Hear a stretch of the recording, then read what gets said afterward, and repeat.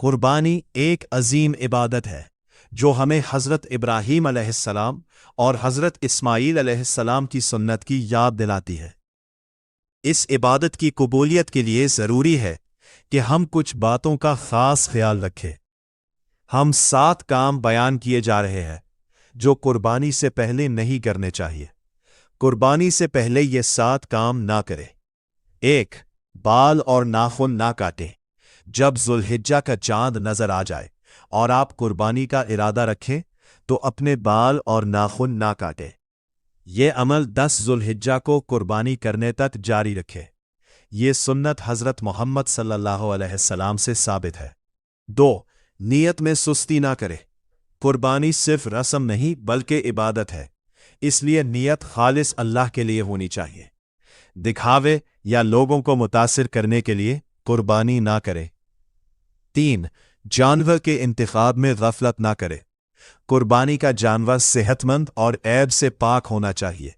بیمار، کمزور یا لنگڑا جانور قربانی کے لیے درست نہیں۔ 4. وقت سے پہلے قربانی نہ کرے۔ قربانی کا صحیح وقت عید الاضحیٰ کی نماز کے بعد شروع ہوتا ہے۔ نماز سے پہلے قربانی کرنا درست نہیں اور اس کا ثواب بھی نہیں ملتا۔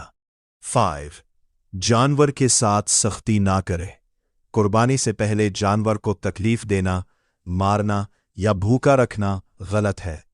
اسلام ہمیں جانوروں کے ساتھ نرمی اور رحمت کا درس دیتا ہے۔ 6. صفائی اور تیاری میں لاپرواہی نہ کرے۔ قربانی سے پہلے جگہ، اوزار اور اپنے آپ کو صاف رکھے۔ گندگی یا بے ترتیبی سے عبادت کا ادب متاثر ہوتا ہے۔ 7. تکبر اور فخر نہ کرے۔ قربانی کرنے کے بعد یا اس سے پہلے فخر کرنا یا دوسروں کو کمتر سمجھنا غلط ہے۔ اللہ کے نزدیک اصل اہمیت تقوی کی ہے، نہ کہ جانور کی قیمت یا جسامت کی۔ خلاصہ، قربانی ایک روحانی عبادت ہے جس میں اخلاص، تقوی اور سنت کی پیروی ضروری ہے۔